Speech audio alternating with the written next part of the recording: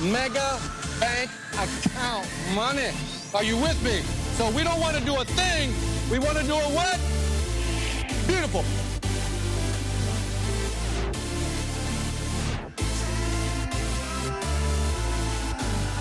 All right, put it all together for Victor Antonio.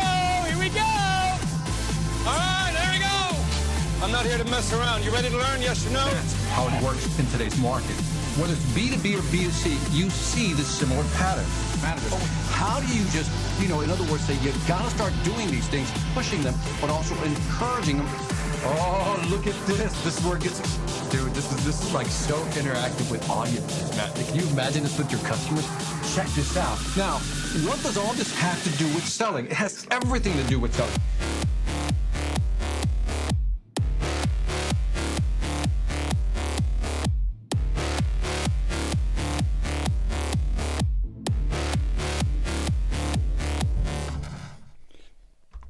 All right, welcome to another episode of Sales After Dark. Thank you for joining me.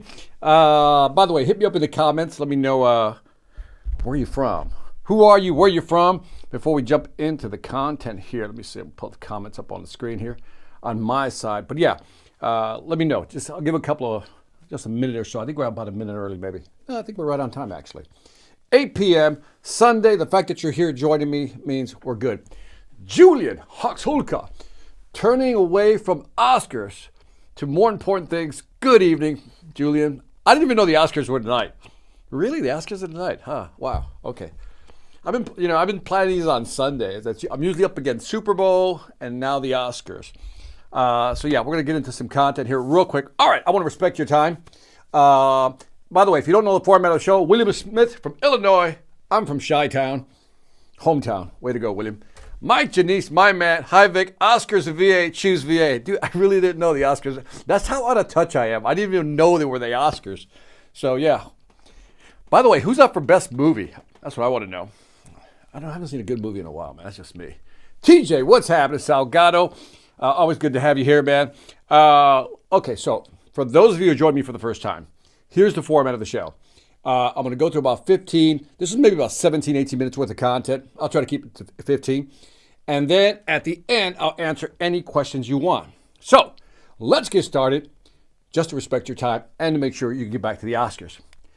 Today, I want to talk about getting customers to switch. It's a question I'm getting more and more. Like, Victor, how do we, if we're going after a certain business, how do we displace an incumbent? In other words, how do we get the other person or other company out so we can then sell them?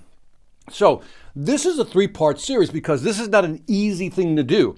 And so what I want to do is I broke it up into 3 parts, and over the next 3 weeks, today being the first week, let's walk through the 3 things you'll need to know to kind of displace or at least oust a competitor. So let's jump into the content. There's the title, Getting Customers to Switch, Overcoming the Perceived Effort Effect.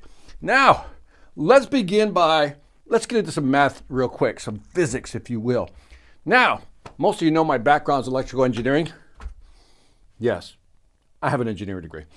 But anyway, so in one of my courses, calculus and physics also, one of the things we always had to deal with is this whole thing about, imagine this is a block, like just a block. And then you have a surface, right? This is the surface down here. That's the surface. Now, there's 2 different forces, and I'm being simple here about how this works.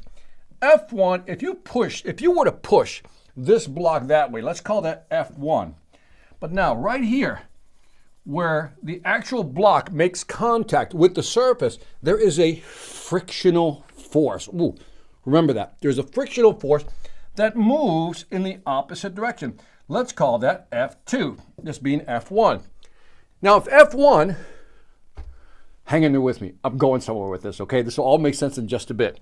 If F1 is greater than F2, the block will move. But if F2 is strong, in other words, pulling that way, it won't move. For example, if this was sand has high frictional force. In other words, if you ever try to push a block, try to imagine, visualize if you will, pushing a block over sand. It has a high frictional force, which means it's not going to move that easily. But if we, instead of sand, we have a tile floor, then all of a sudden the frictional force here goes down and you can push easily. So again, if you had a constant force pushing, if this was sand, the frictional force would be too much for it to overcome. But then if we had a tile floor, smooth, same force here, it would probably overcome the frictional force too, and you'll be able to move it forward. Now, you're probably saying, well, Victor, what does all this have to do with selling and ousting a customer? I'm getting to that. Now, let's go to the next slide. Imagine, if you will, that instead of a block, we have a brain. More specifically, a customer brain, right? And our job is to persuade, using this persuasion force, to move a customer to make a buying decision. But there's also this frictional force that they don't want to make that decision. In other words, up here, we're talking about the gain. Let me go back to my marker here. Up here, we talk about the gain, right? We try to persuade them there's a gain. This is why you should buy. Feature, benefit, advantage, gain. But there's a frictional force moving the other way that's called risk. So you see the problem now from a physics standpoint. We can apply pressure, but there's only much pressure you can apply to a customer. If there's too much frictional force, risk, or perceived risk, they're not going to make a buying decision. So keep this in mind. You can only push a customer brain so much.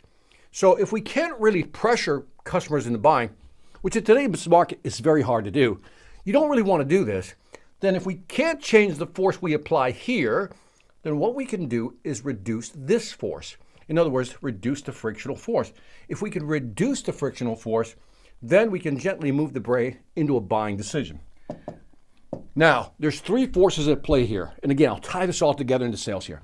Now, here are the three frictional forces. The first one I want to talk about is gain, right? The first question customers have is, if I buy your product or service, is there a gain? Let's see. So customers are going to ask this question. For example, I love using this example. Let's say that you currently have this right here, right?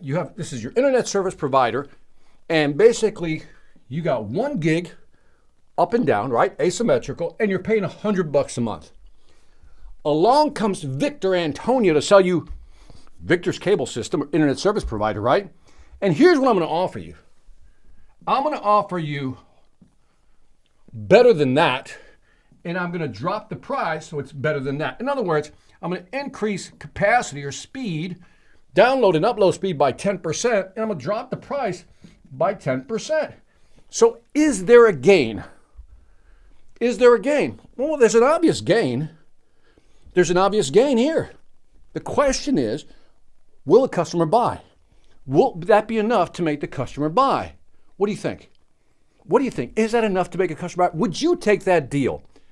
If this is your current service, current price, service price, and I came to your door, knock, knock, I would say, look, I'm going to give you 10% more speed, and I'm going to reduce the cost by 10%. Would you take the deal? Yes or no? Yes or no? Would you take the deal mentally? Guess what? The majority of people wouldn't take the deal. There's an obvious gain. So that's the first hurdle we have to overcome as far as frictional force. So there is a gain. In other words, we're talking to the customer and say, look, there's a gain. So let's go to the second frictional force. The second frictional force is magnitude, right? Magnitude. In other words, okay, there's a gain, check. But how big is that gain? And I just showed you that 10% gain in terms of speed and in terms of price is not enough. So then customers might be looking for a magnitude. Well, how big is that gain? Because, 10% is not going to cut it, Victor. All right, well, let's extend this example one step further. What if now this is the deal? I'm giving you 50% more capacity. In other words, processing, upload, and download speed. I'm dropping the price by 50%. Now that is a sizable magnitude. That is sizable.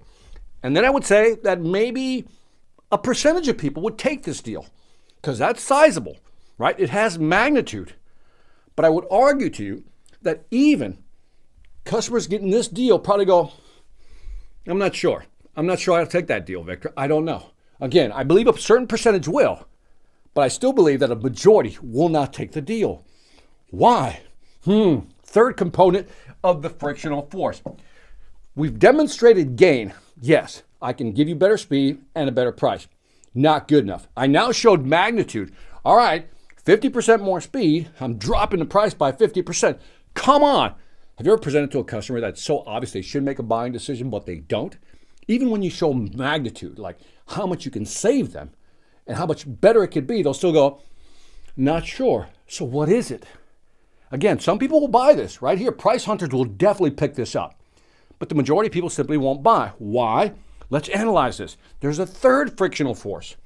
And this is the big one. By the way, this is where we lose deals. There is something called perceived effort. So now, by the way, I just want to be clear. There is a gain, great. There is magnitude, but I still won't buy. Then there's this perceived effort. And that is how much effort is going to take me, Victor, to switch over from this cable system to that cable system. And if I perceive that effort to be high, it doesn't matter if the gain or the magnitude. If the perceived effort is high, that's the ultimate frictional force. People go, no, I'm not going to buy. Let me show you what I mean. Let's get into this visually. We're all familiar with the iceberg analogy, right? You can see 10% of the iceberg below the waterline is 90% of the iceberg. Now, here's why this is important, and this analogy, this visual analogy is important. The 10% up here is what you typically do. You go in there, you talk about the features that you offer with your product. You talk about the benefits the customer can get. And then, bam, you drop the advantage on them and you talk about, look, not only is there a gain, right? There's also magnitude, right? But the customer still doesn't buy. Most presentations focus on this up here. But now let's ask ourselves, put yourself in that position. I'm trying to sell you a cable system. I'm trying to sell you something. I just told you it's 50% off, 50% more speed, right? But why wouldn't you buy? Why wouldn't you buy? Because in your mind, you're thinking other things that have nothing to do with price, speed, velocity, capacity. You start thinking like below the line, things that most people probably won't say. I don't know, Victor. Seems like a hassle to me. Now, a customer probably won't verbalize that, but they'll go, seems like a hassle. And what about like fees? Like, if I cancel this other service, how does that work out, right? Or how about the equipment? Like, do I got to return the equipment? And by the way, I probably have to take a day off just to actually have this switched over. So all of a sudden, notice what's happening. The 10% is what you're presenting to. Here's why you should buy. Feature, benefit, advantage, right? There's the gain and the magnitude. But below the line, the unstated needs or the unstated concern the client has is, I don't know, seems like a hassle to me. I don't know if I want to do that. How about this one? I don't know, man. What about the fees? What about the cancellation fee? Who's going to return the equipment? Do I have to take a day off? So these are some of the concerns. So here's where we lose deals. Here's why the customer won't switch over. You've done a great job at presenting above the waterline. You presented the customer's feature, benefit, advantage, gain, nailed it. Dunk, swish, all net, right? But there's these underlying concerns that you didn't address, which is what the customer's thinking. This is all perceived effort. This is pure resistance to not make a buying decision. I don't want to move forward. I'm going to pull back. So how do you solve this problem? Imagine for a moment that you take your presentation. By the way, it could be formal presentation, PowerPoint. It could be informal, you talking through it. If we know our products, we'll talk about the feature, benefit, advantage. Got that. Check. But if we also know that there are underlying concerns below the waterline, then we should raise those concerns. Now, let's get into it. Some of you are familiar with my course, Blocking Objections. If you're not, check out the Sales Velocity Academy. Check out the course, Blocking Objections. Of all the courses in the Sales Velocity Academy, without a doubt, no question, the Blocking Objections course is the most powerful of all. This will increase your conversion rate. And in there I actually walk through the psychology of what happens when you raise the objection, not the client. When you raise the objection, not the client, You're in control of the conversation. If the client raises the objection, the probability of closing that deal will go down. So here's what you're going to do. Look at your presentation. You got the feature, benefit, advantage, gain, right? But now what we want to do is block the underlying objections. Let me give you the examples. Here's the blocking objection structure I use. And again, if you're in the Sales Velocity Academy, download the book and the video because the book really walks you through the psychology of why this works. So let's go through it. We know that one of the concerns is it's a hassle, Victor. I don't want to. In their mind, they're imagining all these things they have to do. It's a hassle. So what we have to do is raise that objection. Don't wait for the customer to do it, because if they do it, then you find yourself in a very defensive position. So be proactive. As they say, lean in the direction of the objection. Let me pause on that. Lean in the direction of the objection. In other words, take the objection head on. So in this case, I know that it's there. They're thinking it's a hassle. So here's how you block an objection. First of all, you raise the objection. You say something like this. Look, many of our customers worry that switching over would be a hassle. And then you say, you offer to resolve it. Let me walk you through the simple process of switching over and how we do it. Now, slow this movie down. Because I know this objection's in their head, because I raised it, first of all, credibility builder. Trust builder right away. They're thinking, well, I'm glad he brought it up because I was afraid to say it. And then you're going to offer to resolve. Now, this part I can't help you with because you'll have to show and tell them. I call this the demo piece. You have to show them. So, for example, I would say, look, here's how we do it. Phase 1, step 2, step 3, and you're switched over, right? And then once you do that, once you do the demo piece, and again, you say something like this, can you now see how simple, in other words, hassle-free the process is? And as soon as they say yes, you've just tied down that objection. That's what's powerful. So now, in that presentation, I raise the issue of hassle. And so again, I put it to bed. Again, I raise it, I offer to resolve it, I do some show and tell, something that'll show how the transition will work. And then you ask this key question. Can you now see how with our phase plan, this is really not going to be a hassle? And they're going to go, yes. And that basically ties down this objection. But what about the other objections? Somewhere in your conversation, you're going to bring up the next objection. How about this one? You know, Victor, we're happy with our current supplier. That's a big one, right? So again, do you wait for the customer to say, I'm happy with my current supplier? No, because if you do that, literally they declared that objection, which makes it harder for you to overcome it. See, that's the problem. Most people are taught about overcoming objections, not blocking, which is why they struggle in closing more deals. I know in the customer's head, they're happy with their current supplier, or at least satisfied at a minimum. So if I know that, I'm going to raise the objection. Again, control the conversation. I'll say something like this. Many of our clients were initially happy with their current service provider until we showed them two things they haven't considered. Now I offer, do you mind if I show you how both speed and I'll say safety impact change can impact your cable? Then you offer, do the show and tell. And then last but not least, you say you tie down the objection by saying, can you now see how our technology and advantage can help you basically be as good, if not better, than your current service provider? What have I just done? I've highlighted two objections already. I know that they have in their head. And what you're doing is, as you're raising these objections, you're reducing that perceived effort/risk. Go back to the block. As I'm raising these objections and knocking them down, the objections are in their head. I'm reducing that resistance. I'm reducing that friction that will allow you to move the deal forward. One more. Let's do one more. Because then this is an easy one, right? Well, what about the fees and the equipment, Victor? Again, we know that's in their head. So what we want to do is say something like this. Now, two questions that always come up are, what about cancellation fees and equipment returns? How does that work? Now, again, you raise the objection, like, thank God he raised the objection. Then you say something, you offer to resolve. Well, here's what we do so you don't have to worry about either. And then you'll talk about, again, the show and tell pieces where you'll talk about how you're going to basically take the equipment, You're going to go return it. Your company will guarantee that they'll absorb any cancellation fees associated with their existing contract. And then you say something like this. Did we make that easy enough for you by telling you that we're going to handle fees and everything else? They go, yeah, you're making that very easy. Now notice what's happening. Again, I'm raising objections that are below the waterline in the iceberg analogy.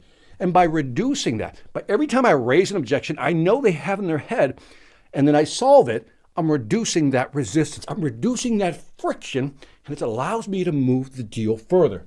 So the big takeaways here is that you can talk about gain. Okay, you're going to get a gain. In other words, we do it a little better. They go, okay, great. You can also talk about magnitude. No, we do it better, and here's the magnitude of how we do it better. How much more, how much better we are than your current service provider. But at the end of the day, if you can't reduce that perceived effort, then that's always going to be tough. So again, show them the gain, show them the magnitude, but right here is where the money's made. This is where the deal's either lost or won. If you can reduce that perceived effort, you'll see them move forward on making a deal. Now, in the next section for next week, I'm going to talk about the second part, which is how do you position yourself as a trusted advisor during the conversations? So we're doing two things here. One is we're trying to reduce resistance, right? In other words, the friction from moving forward. But at the same time, what we have to do is position ourselves as a trusted advisor so they'll trust us to make that buying decision. And we'll talk about that in the next section. And on that note, that's all I have. Let's do some questions. Any questions on that? Again, I'm trying to keep it to 30 minutes. Oh, that one 20 minutes. Any questions on that? Are we good? If you guys are good, I'm good. Maybe I'll go watch the Oscars. I don't know. Personally, I'm not interested in the Oscars. Any questions? If not, I'll do a countdown here and I'll get off. I know there's always a delay. JM says, how about I want to do more research on you? Great question. So now, this is a tricky one because if you know, JM, here's the trick with blocking objections. Well, I should say, here's the warning. Never raise an objection that isn't there. That's more of an exception. In other words, if it's a rare, objection, don't raise it, because if you do raise it, then they're going to raise it. But let's assume, that's a good one, by the way, that, I want to do more research, right?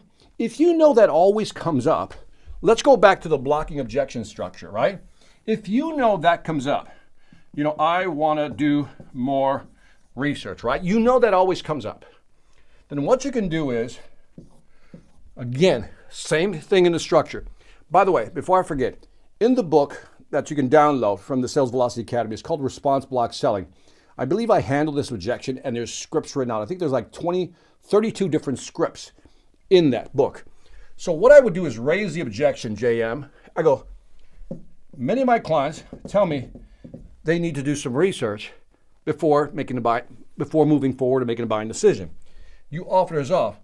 I've gone ahead and done that, and here's what we found. Because we know who the competitors are. Now, again, I've raised the objection. I've done the research for you. Many of my clients tell me that they like to do more research. And I understand that. So here's what we've done. We've gone ahead and done the research and look at the best companies out there and compared them for you. Show and tell. I can then show them like a comparative matrix. By the way, if you saw one of my last sessions, I talk about creating a comparative matrix. And here's how we compare against our competitors.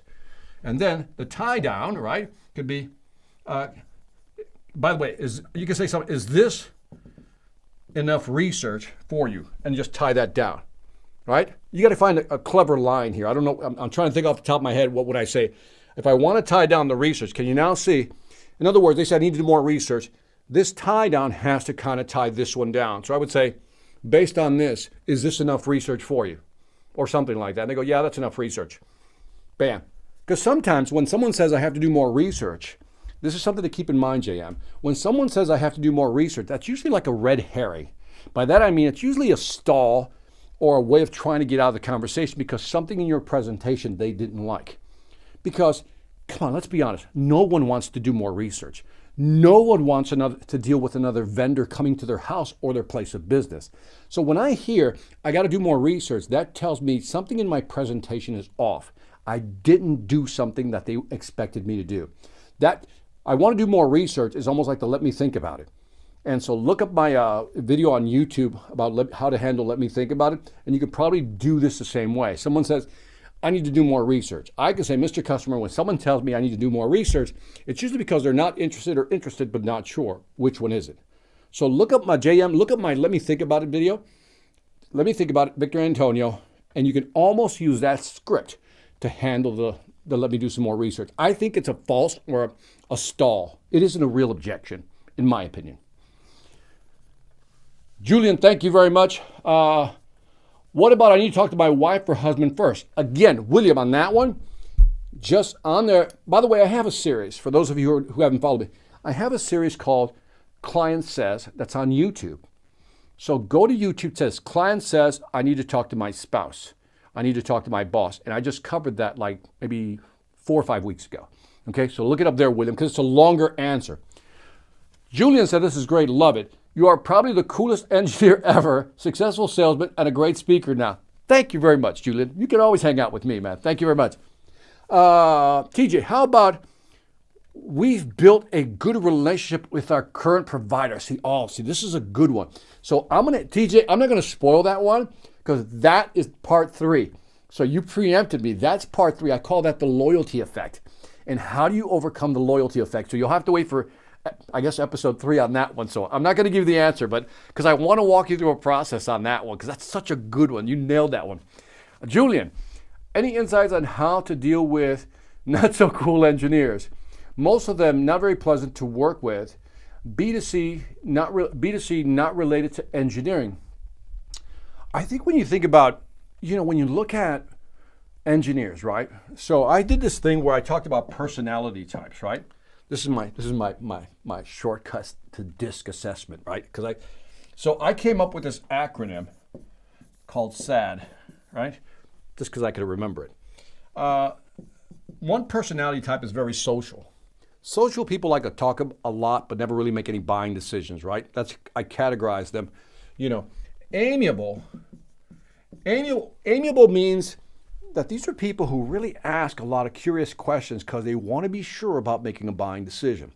I would categorize my wife as amiable. She's always probing, asking a lot of questions because she's serious about making a buying decision. Social people are never really serious. They just like to talk about what they're going to do. Amiable, again, they're asking very curious questions. They want to see how much you know. Now, to answer your question, I didn't forget. So the question on engineers is that typical, then you have the analytical, right? And you'll see this in engineering a lot, the analytical people. What I've realized, and by the way, so I think it was Julian that asked that question, let me be sure. Say, Julian, one of the things I do is I try to read who I'm talking to, and I put them in one of these 4 buckets. Now, they all have a little bit of each, but sometimes there's a dominant mode. Engineers tend to have an analytical dominant mode, right? They're very technical, technicians, so forth. And so what I do is I actually pull back, this might shock you, I pull back on my coolness, and then I try to basically understand, because these people are rational. They don't like that emotional stuff. They don't like the, what's up? They don't like that. They just want you to go through the numbers. They're very cold. They're very analytical. Again, to repeat the word. And the last one, by the way, is dominating. You might find this in engineering also. Dominating people like to be right. Dominating people like to be right. So if you're dealing with engineers, Julian, you're probably dealing with this two or a blend of these two, right? What I've learned is analytical, just give me the facts and just chop through how you can help them. Be very direct, be very stern. Dominant people have egos. Engineers have egos, right? So when I'm dealing with a dominant personality, the only way to deal with a dominant personality is to ask them a lot of questions. And through the asking questions, you can actually guide the conversation. So again, 2-part answer here. One is, if they're very analytical, just go through the facts, because that's all they want to look at. And then if they're dominating, ask a lot of questions. And in many cases, they know what they're talking about. Well, great. By the way, in both cases, they both have egos. So again, it depends on what we're talking about to give you more specifics. So hopefully that helped a little bit. Give me the second follow-up question, Julian, if I didn't answer your question. JM says, perfect, thanks, Victor. I will look up those videos. Please do. Trish, Tierney, got it. What about I don't have an update, even when you both inked the follow-up date? This is a good one. So that, I mean, again, that's usually a signal, isn't it?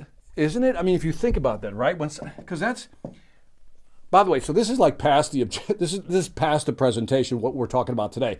That's like, you ask for an update and then they give you an update, right? And this is a signal that maybe things aren't as good as that person says they were. It's like one of those things, Trish, and I'm guessing here, is that we do a great presentation. We think we knocked it out of the park, right? We're like, I'm feeling good about this. And we're supposed to get together in 1 week to kind of seal the deal, whatever it may be, close the contract, get the field trial going, blah, blah, blah. And then they start ghosting you. And if they don't ghost you, this is the other version. They keep stalling, pushing it out. And so here's what I would do, Trish, in this case, is that I would have direct conversation. I'll use Kim Scott's word, who wrote a book called Radical Candor. And radical candor is like when you ask somebody directly. I said, this is the second time we've moved the date. I said, that tells me that there's something else going on. Can I ask what it is? Has something changed? Have your priorities changed? Has budget not been approved? What is it? Because think about it this way, Trish, and again, you push back if you think I'm wrong, but when someone does that to me, give me the whole pushing out with updates, they're wasting my time. I'm a salesperson, you're a salesperson, right? We need to start selling. And so we can't afford to waste our time. So when I'm talking to somebody, I'm very polite, but if I know that they're stalling and I feel that they're stalling, I go straight into radical candor. I said, look, Trish, if it was you, I say, Trish, it's the second time we've moved this out, or the second time you've not been able to give me an update. That tells me this is not a priority for your company, or is there something else going on? May I ask what it is? And then just shut up and then wait for the answer. That's the best I can do. Anyway, LinkedIn News says, thank you, Victor. Always great content. Thank you. William Smith, thank you. Travis, when bringing up the objection, do you ever push to an assumptive close after a certain number of items you have brought up, or do you keep driving them to close themselves? Oh, that's a well-put question. I don't like the assumptive close, right? The assumptive close, you know what it is? It's that you have to kind of feel it, right? I'm giving you the science of reducing resistance, right? But we also know there's an art form, and there's a part here, Travis, that you have to kind of know when you've passed. So for example, if I were to visually draw this out, and I'm not copying out on the answer, Travis. I'm going to give you a visual of what I think. When you start out, let's say this is resistance, right? And as you're blocking objections, you feel that resistance going down. And I believe somewhere here is the buy line, right? Where they'll make a buying decision. And that's the second part of your question. Or do you drive it down to it becomes obvious for them to buy? What I like to do is I have one or two closes. One of two. My most famous one is there any reason we shouldn't get started? This is what I know I've nailed all the objection. Is there any reason we shouldn't get started? In other words, did I miss something? My standard line. Or, as I'm going through this, I present my famous 3 options. I said, as I'm going through the presentation, it's almost like bringing the plane in for a landing. And if I know that my landing is, again, I have 2 landings. One is there any reason we shouldn't get started? Because I feel like I've reduced this enough. And you can tell by body language response how they're responding, right? Or the second option is, if I'm bringing it into landing, it's going to be the 3 option offer at the end. So it's something you have to feel, so it's not one or the other. So it's best I can do, Travis. That's my honest answer. I hate to be that sales guy or that sales trainer that says, all right, here's how it works. This is how you do it. No, it's this, man. It's that feel towards, as you're moving in that glide path to close it, you feel it and get comfortable. But don't let this go on too long, right? So you'll know after 3 to 5 objections. And by the way, I use something called the 357 rule, 3, 5, 7. And that is, you typically get 3, 5, no more than 7 objections. 7 is actually rare. Most people have about 5 objections at most. And if you can block those, by the time you get to the 4th or 5th, you know if this is the real deal. Now, this also assumes, Travis, that we've pre-qualified the deal early, right? The client. In other words, there is a budget, there is a need, there is a sense of urgency, it is a priority, and we are a fit. Having said all that, move into the close. Computer world, great work. Thank you. Engineers sometimes absorb everything and don't give you much in terms of feedback. Oh, I've seen that. Here's the thing, and I've said this over and over again. The average salesperson practices what to say. The superior salesperson practices what to ask. And the thing is, for example, they don't give you much. For example, here's an engineer asks, he goes, well, you'll say something from a sales standpoint. So what do you think of this solution? We like it, right? We like it. And you're like, okay, where do you go with that, right? To which I would then say, I said, well, can you highlight 2 or 3 things that really stood out about this product that would make you want to go forward with it? Now they have to answer. Now, as soon as I ask that open-ended question, can you give me 2 or 3 reasons why you found this interesting? And based on their response, you'll know if it was really interesting. For example, if they say, no, it was just, it was a good presentation. You're screwed. If you say, they just said, no, it was just a good presentation. Thank you. It was good information. Let us absorb it. Let's go. Didn't answer the question. But if someone says, well, one thing we liked is that you have this. We currently don't have that. 2, even though you do it this way, your dashboard is this way, that's something we can work with, but I really like that. That's when you know you've gained their trust and you're having that conversation. So I would ask you, Julian, what questions can you ask? Pull it out of them, right? Because again, they're very closed. But again, let me back up.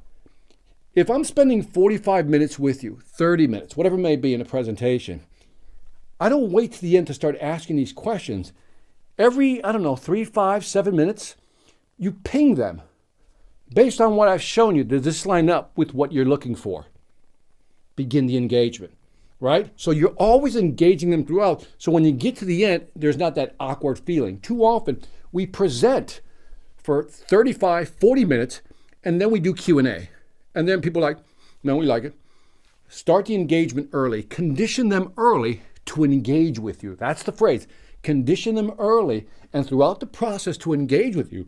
And that's why I say, the average salesperson practices what to say. The best of the best, the superior salespeople practice what to ask, because that's how you pull people into a conversation. Great question. Duncan, Joy, Hamnet. Any more names? Okay. You also got to think what it's like for engineers in their day-to-day job. That helps you address their pain and address their needs with your products. Dead on, man. Yeah, absolutely. So part of it is being empathetic, right? Is understanding what they're going through and understand they have a lot of priorities. And so again, if you're coming to the table trying to sell them something and then you're bringing more work for them, they're going to be like, I like the gain. I see the magnitude that this could be better. But in my head, the engineer's thinking, but that means I'd have to hire somebody for this. I'd have to change this. I'd have to change the standard operating procedures. We'd have to reintegrate this. We have to kind of, transport, move the data over, add a database. All this stuff's going on in their head. But if you can understand that, you can be, as you're saying, Duncan, if you can be empathetic and understand that, then you can block those objections throughout your presentation. So great statement, man. Trish said, nope, you hit it. Thank you. Travis, all good. Feeling the vibe is definitely part of it, right? It is. It's something you can't really teach. You just have to kind of go through suffer through the process of learning when to go in. I always think of the, when I see, remember back in the day, they played double dutch, the 2 ropes. If you know what I'm talking about, you know what I'm talking about. And then the person's kind of looking for when to jump in, right? Waiting for the right timing. And sometimes that's a great analogy for sales because the conversation's going well. You're just looking for the right moment to actually say, let's bring it in for a landing. Let's close a deal. Let's ask for the order. But I think we both agree on this, Travis. You got to ask for the order. At the end of the day, you have to ask for the order. The last number I saw, and don't hold me to this, but the last number I saw on salespeople who don't ask for the order, it was as high as 76%. 76. Go through the presentation and don't ask for the order. Now, by the way, when I say ask for the order, that can mean one of 2 things. Ask for the order, close the deal there and then. Or advance the sale to the next stage, if it's a complex sale, right? So either ask for the order or ask for the advancement in that sales process. 76% of salespeople don't do it, which is why I like your question, Travis. All right, on that note, It's Oscar night. Shall we get out of here, people? Any last questions? You guys have been a good group tonight, by the way. I didn't think I'd have this many people on. So anyway, and I didn't know the Oscars. So the fact that you're watching me instead of the Oscars, I don't know what that means, but hopefully. And by the way, I have my own television show. If you watched it, has anybody watched my television show before I sign off of this thing? I have a television show. Okay, look it up. It's a reality show. It's called Life or Debt. It's on the Paramount Network. It's on Hulu. It's my own reality show. It's got a full season. Let me know if you ever watch my show. So Life or Debt. If you're looking for it, type in Victor Antonio, Life or Debt. Vicente. He works for Spectrum. Hope this helps, man. Hope this helps, especially because it's a cable example. But anyway, check out the show Life or Debt. Who else? Thank you, Master VA, Gold Standard in Sales Mastery. Thank you, TJ. All right, on that note, I am out of here. You guys have a great evening, or if you're on the other side of the world, you have a great day. Take care. See ya.